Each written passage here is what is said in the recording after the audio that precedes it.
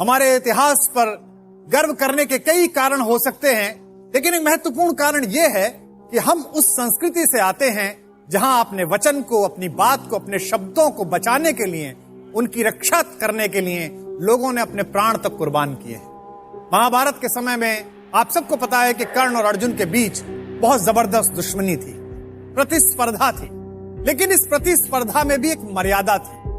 महाभारत के चलते युद्ध में दोनों एक दूसरे के रक्त के प्यासे थे, लेकिन मर्यादा से बाहर हटकर कभी कर्ण ने युद्ध नहीं किया। अपने प्रिय मित्र दुर्योधन को एक वचन दिया कि अर्जुन को मैं मार दूंगा, इस बात की प्रतिज्ञा की। कथा में सूत्र आता है कि कर्ण अपने समय का सबसे बड़ा दानी था। सुबह सूर्य पूजन के समय स्नान करते समय नदी से बाहर आने पर उसके सामने अगर कोई भी कुछ मांगने के लिए आ जाए तो कभी उसके खजाने से कोई हाथ खाली नहीं जाता।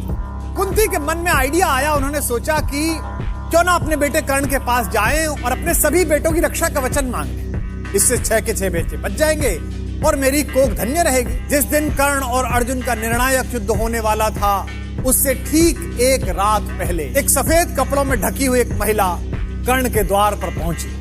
अतिथि से भी कर्ण स्वयं बाहर लेने के लिए गए। देखा तो पांडवों की मां, हस्तिनापुर की महारानी कुंती।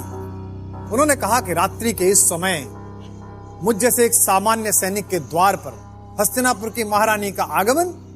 महारानी अंदर आई और भीगे नेत्रों से वो रहस्य जाहिर किया जो रहस्य कर्ण को पहले ही कृष्ण बता चुके थे। उन्होंने कहा कि बेटे, मैं तुमसे क्षमा मांगती हूं और मैं तुम्हें यह बताती हूं कि तुम मेरे सबसे बड़े बेटे हो और अर्जुन और बाकी चारों पांडव तुम्हारे छोटे भाई हैं। कर्ण ने कहा कि माँ, बड़ी देर से आई हैं, फिर भी आप आई हैं तो बताइए कि मैं क्या कर सकता हूँ। कुंती ने कहा कि बस मैं ये चाहती हूँ बेटा कि मेरे 5 पांडव पुत्र हैं और एक तू मेरा सबसे बड़ा पुत्र है। अगर तू युद्ध ना करे तो मेरे वो 5 बेटे भी बच जाएंगे और तू भी बच जाएगा। कर्ण ने कहा कि माँ, तब से तो आज तक गंगा में बहुत पानी बह चुका जब आपने मुझे गंगा में प्रवाहित किया। बात बहुत आगे निकल गई। दुर्योधन मेरा मित्र है, मैं आज जो कुछ खड़ा हूं केवल उसकी कृपा के कारण खड़ा हूं और मैंने उसे विजय दिलाने का वचन दिया। कुंती ने कहा बेटा, पर मैंने तो सुना था कि तुम पृथ्वी के सबसे बड़े दानी हो। माँ की तरह नहीं, एक याचक की तरह तुम्हारे द्वार पर मैं तेरे दरवाजे से बिना भीख जा रहे हैं। फिर भी तू जीता रहे न अपयश जाने, संसार किसी दिन तुझे पुत्र पहचाने। माँ ने ये वरदान दिया और जाने के लिए आगे बढ़ी। जैसे ही कर्ण ने बात सुनी, तुम दान दान रट रही किंतु क्यों माता, पुत्र ही रहेगा सदा जगत में दाता। बस एक छोटी सी बात जानता हूं, दुनिया तो उससे सदा सभी कुछ लेगी, पर क्या माता भी उसे नहीं कुछ देगी। दुनिया मुझसे लेती, आप तो कुछ दो। सोचो क्या मांग सकता है कर्ण। कर्ण ने कहा, मैं एक कर्ण अतएव मांग लेता हूं, बदले में तुमको 4 कर्ण देता हूं।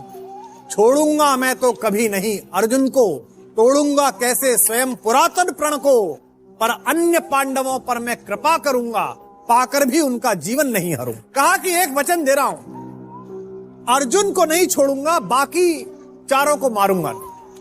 मेरे सामने आकर उनके हथियार गिर जाएं फिर भी नहीं मारूं। इससे मां क्या होगा? दुनिया जानती है कि तेरे 5 बेटे हैं। मैं तुझे वचन देता हूं कि इस युद्ध के बाद भी दुनिया यही कहेगी कि कुंती के 5 बेटे। पर मन में एक डर आ गया कि युद्ध क्षेत्र में इतनी मर्यादाएं टूटती हैं, बड़े बड़े मर्यादा का पालन करने वाले लोग मर्यादा नहीं रखते। कुंती ये सब सोचती हुई चुपचाप आधी रात अपने शिविर में लौटकर रोती हुई सो गई। अगले दिन सूर्योदय के बाद भीषण युद्ध प्रारंभ हुआ। चारों भाई बार बार कर्ण के सामने पड़े और कर्ण ने हर बार उनको शस्त्र रहित करके छोड़ दिया कि जा। युधिष्ठिर के भाले गिर गए, भीम की गदा गिर गई। कर्ण के जो सारथी थे आप सब जानते हैं, जब युद्ध तय हुआ कि लड़ाई करनी और अर्जुन को हराना है, तो कर्ण ने यह कहा था कि अर्जुन को हरा दूं तू, पर अर्जुन के रथ का ड्राइवर बहुत अच्छा है। ड्राइवर कौन है? जो पूरी दुनिया का ड्राइवर है। तो मुझे भी एक अच्छा ड्राइवर दो, एक अच्छा रथ चालक दो, सारथी दो।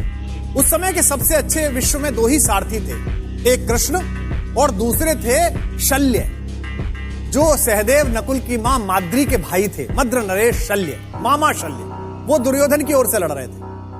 अगर मामा शल्य मुझे मिल जाएं तो मैं अर्जुन से लड़ लूंगा। तो शल्य ने कहा, भाई एक ही बात पर रथ चलाऊंगा, रथ तो चला लूंगा, पर मेरे मुंह से जो निकलेगा निकलेगा, मैं बोलता रहूं। इसीलिए संस्कृत में शल्य का अर्थ है शंका और कर्ण का अर्थ है कान।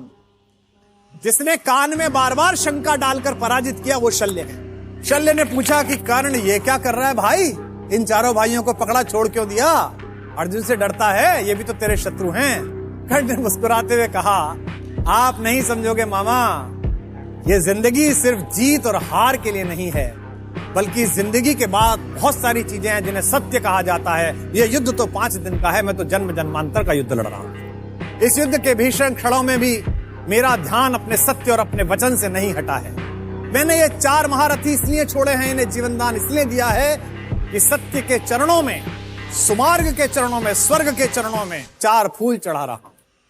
ये 4 फूल हैं मोल किन्हीं कातर नैनों के पानी के, ये 4 फूल हैं दान किसी प्रच्छन्न महाबलदानी के, ये 4 फूल मेरा अदृष्ट था हुआ कभी जिनका कामी, ये 4 फूल पाकर प्रसन्न हंसते होंगे अंतर्यामी। और इस तरह दुनिया के सबसे कीर्तिमान योद्धा और सबसे बड़े दानी ने अपनी मां को जो वचन दिया था दान का, उसे युद्ध भूमि में निभाया।